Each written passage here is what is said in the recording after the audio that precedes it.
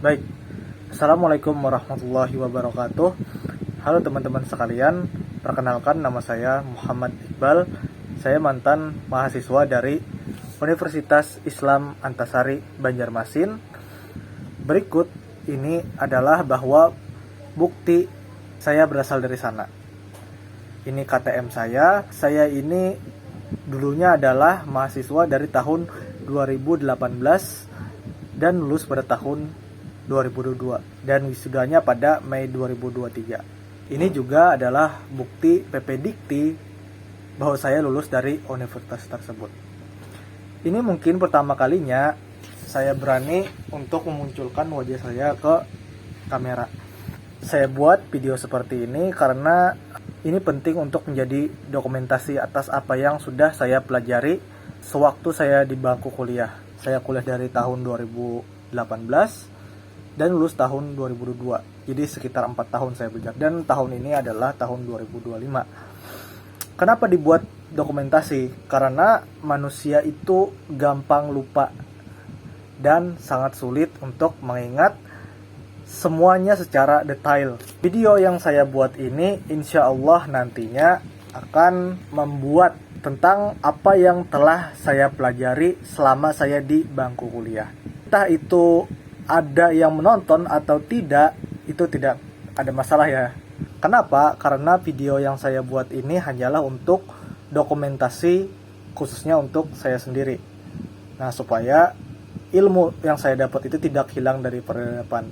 Jika saja kita dengan teman-teman kita sering berfoto atau dengan keluarga kita, maka kenapa kita tidak mendokumentasikan apa yang telah kita pelajari selama ini supaya tidak hilang? Itulah yang menjadi hal yang terbesit dalam pikiran saya. Maka dari itu, ini adalah video pertama yang berjudul Muslim itu disuruh untuk menjadi kaya. Maka tidak usah berlama-lama lagi, kita mulai pembahasannya. Baiklah, izinkan saya untuk membuka presentasi. Nah, kita lihat di sini, mengapa seorang muslim disuruh menjadi kaya?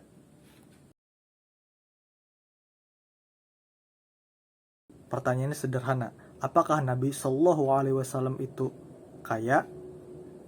Jawabannya, nah, langsung kita bahas.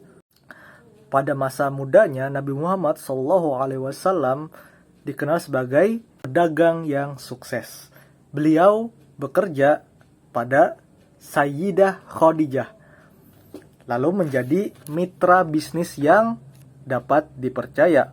Setelah menikah dengan Sayyidah Khadijah, harta Khadijah yang sangat banyak ikut dikelola oleh Nabi Muhammad SAW. Nah, menjadikan mereka berdua ini sebagai keluarga yang berkecukupan. Nah, jadi berdasarkan hal ini, kita bisa mengambil kesimpulan bahwa di sini Nabi Muhammad adalah pedagang yang sukses dan beliau bukan orang miskin. Nah, ini yang harus kita tandai ya teman-teman, bahwa Nabi Muhammad SAW bukan orang miskin. Sekali lagi, dia hidup dengan gaya yang sederhana, tapi bukan sebagai orang miskin. Beliau pedagang. Nah, dalam beberapa pembahasan ini saya bagi menjadi sekitar kurang lebih 6 bab ya teman-teman. Nah, pada bab satunya pendahuluan. Ini saya buat sedemikian rupa supaya penjelasannya itu sistematis ya teman-teman. Bab 1, pendahuluan. Islam tidak melarang kekayaan, bahkan mendorong umatnya untuk sukses dunia dan akhirat. Berikutnya adalah kekayaan adalah amanah, bukan tujuan akhir. Nah, ini kita bahas secara pelan-pelan ya teman-teman. Nah, Islam itu tidak melarang kekayaan, bahkan mendorong umatnya untuk sukses dunia dan akhirat. Nah, di sini ada ayatnya ya teman-teman, surah Al-Qasas ayat 77. A'udzubillahi minasyaitonirrajim. Wabtaghi fima ataqallahu darul akhirata wa la tansa nasibaka minad dunya. Dan carilah pada apa yang telah dianugerahkan Allah kepadamu, pahala negeri akhirat, tetapi jangan lupakan bagianmu di dunia. Al-Qasas ayat 77. Maka dalam ayat ini kita bisa mengambil kesimpulan bahwa janganlah kamu lupakan bagianmu di dunia, kata Allah ini di Al-Quran. Tafsirnya, dalam Ibnu Katsir, dalam tafsir Al-Quran Al-Azim menafsirkan ayat di atas ini, ayat ini agar kita selalu menggunakan harta dan nikmat sebagai bekal untuk ketaatan dan untuk mendekatkan diri kepada Allah dengan mengerjakan berbagai macam kebaikan agar mendapat pahala di dunia dan kebaikan di akhirat. Jadi dunianya dapat, akhiratnya juga dapat. Nah, yang berikutnya saya jelaskan juga, ada ayatnya ya teman-teman. A'udzubillahi minasyaitonirrajim. Bismillahirrahmanirrahim. Fa idza qudiyatis sholatu fantashiru fil ardi wabtaghu min fadlillahi wadhkurullaha katsiran la'allakum tuflihun. Artinya, apabila telah ditunaikan sholat, maka bertebaranlah kamu di muka bumi dan carilah karunia Allah dan ingatlah Allah sebanyak-banyak supaya kamu beruntung. Quran Surah Al-Jumu'ah ayat 10. Di sini kita harus menjelaskan kekayaan adalah amanah, bukan tujuan akhir. Dalam tafsir Al-Muqassar, jika kalian sudah menyelesaikan sholat Jumat, maka menyebarlah kalian di muka bumi untuk mencari rezeki yang halal dan untuk menuntaskan keperluan-keperluan kalian. Carilah karunia Allah dengan kerja yang halal dan keuntungan yang halal. Dan ingatlah kepada Allah saat kalian mencari rezeki yang halal itu dengan zikir yang banyak, dan jangan sampai mencari rezeki itu menjadikan kalian lupa terhadap zikir kepada Allah atau mengingat Allah, agar kalian mendapatkan kemenangan dengan apa yang kalian inginkan dan selamat dari apa yang kalian hindari. Nah, ini dalam tafsir Al-Muqassar ya teman-teman. Jadi saya warnai di sini halal dan keuntungan yang halal. Kerja yang halal dan keuntungan yang halal, dan jangan sampai kita lupa terhadap zikir pada Allah, jangan sampai kita lupa kepada Allah Subhanahu wa taala. Nah, jadi kekayaan itu adalah amanah, bukan tujuan akhir. Selama yang kita kerjakan itu adalah halal dan kita tidak melupakan Allah, maka kita diperbolehkan untuk menyebar di muka bumi ini untuk mencari rezeki sebanyak-banyaknya. Kemudian kita masuk ke bab 2. Di sini dalam bab 2 saya bagi menjadi 2 poin. Yang pertama, agar bisa menunaikan kewajiban zakat dan sedekah. Zakat adalah rukun Islam yang hanya bisa dilakukan oleh orang yang berkecukupan. Dan yang kedua, sedekah memberi dampak sosial besar dan pahalanya sangat besar di sisi Allah Subhanahu wa taala. 2 poin ini akan kita bahas dalam bab 2 ini. Seperti yang kita tahu, untuk bisa menunaikan kewajiban zakat dan sedekah, zakat ya di sini ya, sedekah itu sedekah memang sudah ya teman-teman, tapi sangat dianjurkan begitu ya teman-teman lah. Nah, zakat adalah rukun Islam yang hanya bisa dilakukan oleh orang yang berkecukupan. Jadi misalkan kita berkecukupan atau misalkan kita kaya ini, sudah sesuai dengan syariat Islam untuk mengeluarkan zakat, maka kita wajib untuk mengeluarkan zakat. Uang itu kita convert untuk menjadi pahala. Nah, sedekah juga di sini. Sedekah memberi dampak sosial yang besar dan pahalanya sangat besar di sisi Allah Subhanahu wa taala. Kita bisa membantu orang-orang lain, kita bisa membantu fakir miskin, anak yatim dan lain-lain sebagainya ya teman-teman. Allah berfirman dalam surah Al-Baqarah ayat 43, A'udzubillahi minasyaitonirrajim, wa aqimus sholata wa atuz zakah. Dan dirikanlah sholat dan tunaikanlah zakat, kata Allah di sini. Menyuruh untuk tunaikan zakat secara tidak langsung adalah menyuruh kita untuk berkecukupan supaya kita bisa menunaikan zakat. Kemudian kita masuk ke bab 3, menjadi penolong umat. Nah, 2 poin dalam bab 3 ini, nomor satunya, jadi kaya memungkinkan kita untuk membantu saudara seiman, membangun masjid, pesantren, sekolah, rumah sakit, dan lain-lain. Dan poin keduanya, kaya yang dermawan sama dengan investasi akhirat. Kaya memungkinkan kita membantu saudara seiman. Ini yang poin yang pertama tadi ya teman-teman. Nah, ini saya beri contoh, ada masjid, ada sekolah, dan ada rumah sakit. Kenapa saya tulis di situ 3 miliar, 4 miliar, dan 10 miliar?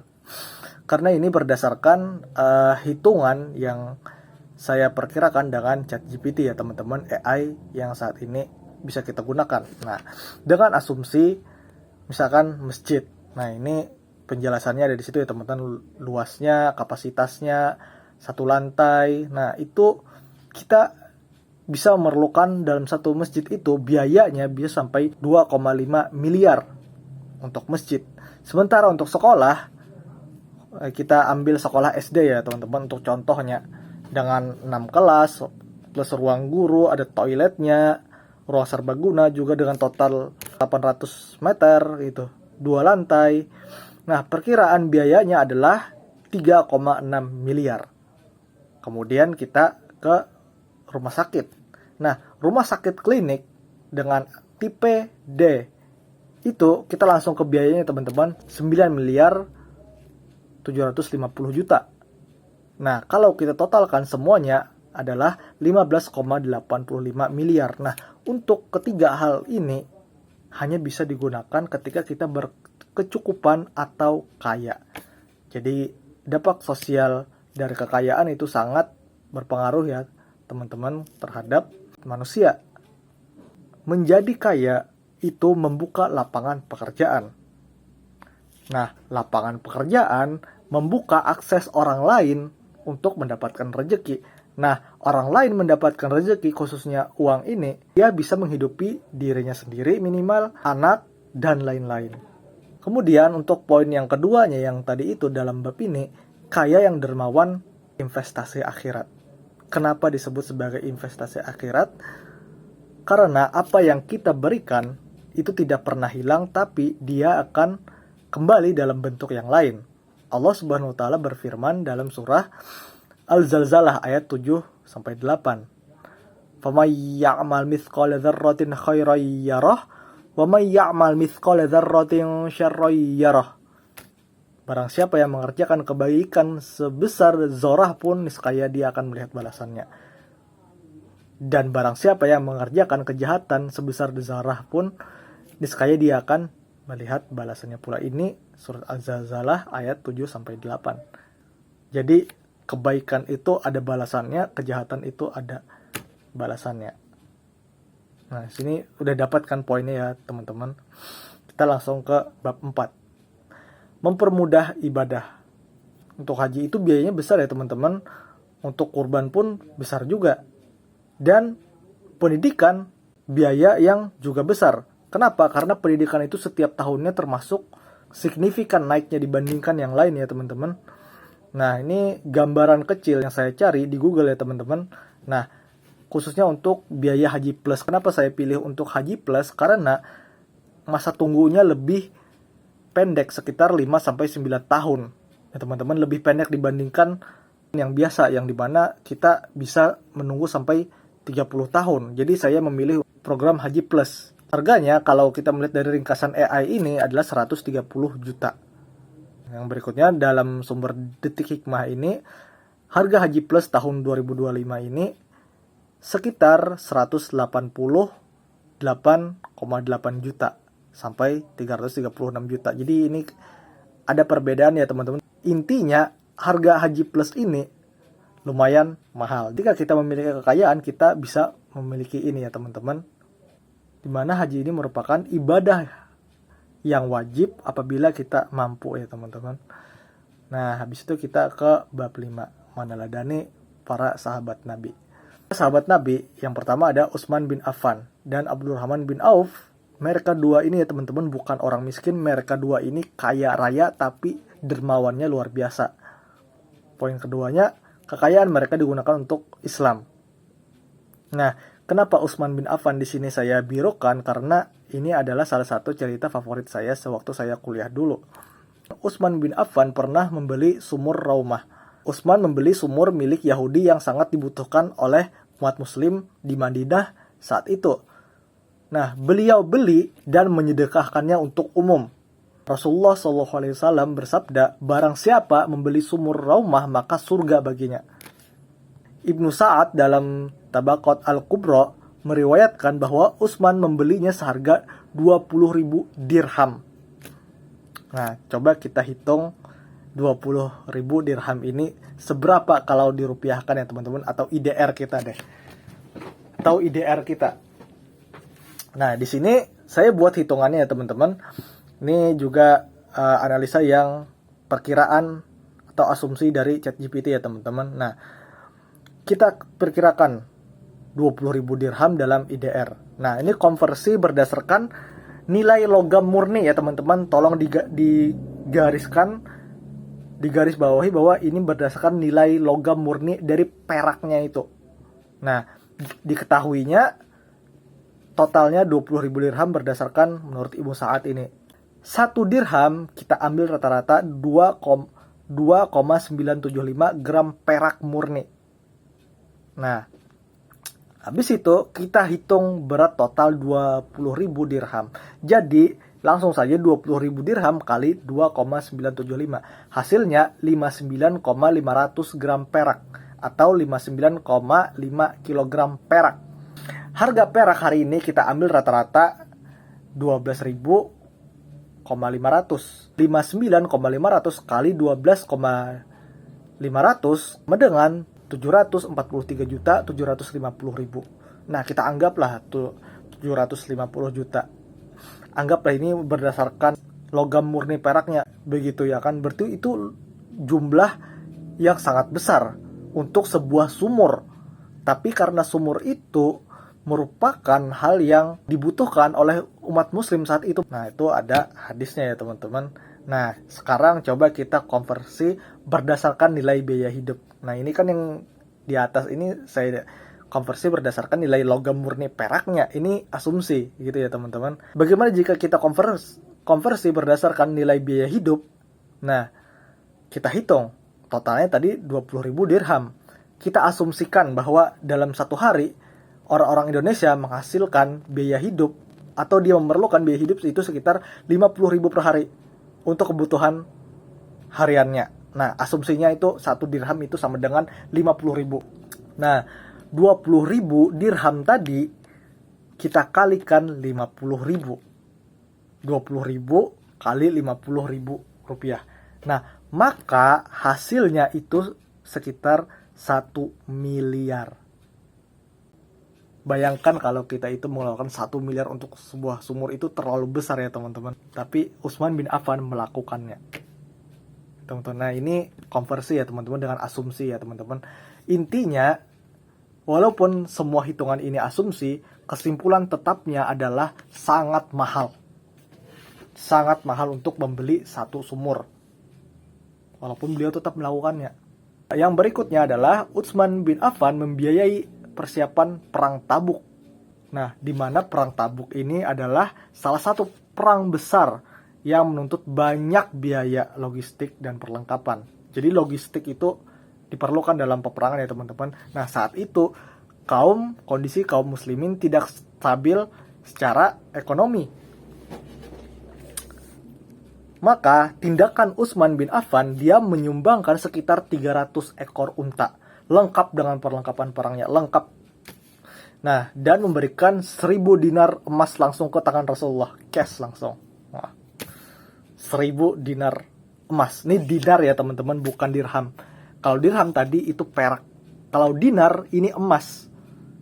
Nah, maka Rasulullah SAW bersabda, tidak ada yang membahayakan Utsman setelah apa yang ia lakukan hari ini. Hadis riwayat Tirmidzi. Nah, coba kita hitung. Ya teman-teman, kita hitung. Ini kan ada dua, memperkirakan 300 unta dalam IDR, dan yang nomor 2-nya 1.000 dinar emas dalam IDR. Nah, kita hitung. Diketahuinya sekitar 300 unta. Asumsi 1 ekor unta itu sekitar kurang lebih 25 juta. Kita asumsikan segitu. Anggaplah tambahan perlengkapannya, pelana, makanan, air, baju besi, senjata, dan lain-lain. Kita anggaplah 10 juta per unta. Satu unta dengan lengkap perlengkapannya 25 juta tambah dengan 10 juta. Maka hasilnya adalah 35 juta. 300 unta tadi kalikan 35 juta. Maka hasilnya sekitar 10,5 miliar. Ini untuk unta dan perlengkapannya aja. Kalau kita tambahkan dengan 1.000 dinar emas, dalam IDR. Nah, 1 dinar emas itu kurang lebih 4,25 gram emas. Harga emas di tempat saya saat ini di Kalimantan sekitar 1.600.000 per gram. Maka 1.000 dinar kali 4,25 gram sama dengan 4.250 gram emas. 4.250 gram emas ini kalikan 1.600.000. Maka hasil dinar emasnya adalah sekitar 6,8 miliar. Maka coba kita totalkan 300 ekor unta plus 1.000 dinar emas tadi, hasilnya adalah 17,3 miliar. 17,3 miliar langsung disumbangkan oleh Utsman bin Affan. Andai kata itu di hitungan saat ini, hanya orang kaya yang mampu untuk seperti itu, ya teman-teman sekalian. Nah, makanya keluar hadis Nabi SAW yang tadi, tidak ada yang membahayakan Utsman setelah apa yang ia lakukan hari ini. Bayangkan, itu intinya besar, sangat besar. Dengan kekayaan yang seperti itu, dia gunakan kekayaannya untuk mendapatkan pahala di jalan Allah Subhanahu wa ta'ala. Sekarang kita ke bab 6 yang penutup 2 poinnya. Dunia bukanlah tujuan akhir ya teman-teman, tapi alat untuk meraih akhirat. Jadilah muslim yang kaya, dermawan dan bermanfaat bagi sesama. Nah, jadi di sini convert uang ke pahala. Jadi uang ke pahala. Ya teman-teman sekalian, kesimpulannya, dunia itu tidak masalah kita cari. Kita tidak ada masalah dengan menjadi kaya, tapi jangan sampai kita melupakan kewajiban kita kepada Allah Subhanahu wa taala, dan jangan lupakan bahwa kita bisa membantu umat Islam dalam sosialnya. Jadi sebaik-baik manusia adalah yang bermanfaat bagi orang lain. Jadi dunia itu penting ya teman-teman, jangan disebut sebagai tidak penting, tidak. Dengan kita menjadi kaya, kita bisa lebih banyak memberikan manfaat dibandingkan jika kita tidak kaya. Jadi mungkin hanya itu pada video kali ini. Terima kasih atas perhatiannya. Wassalamualaikum warahmatullahi wabarakatuh.